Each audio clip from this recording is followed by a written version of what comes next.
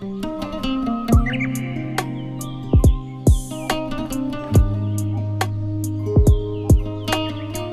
part of the tail down, this is mainly to attract its mate. It could resemble a big bird when they fly with a long tail. It looks like a big bird, maybe help to avoid enemies.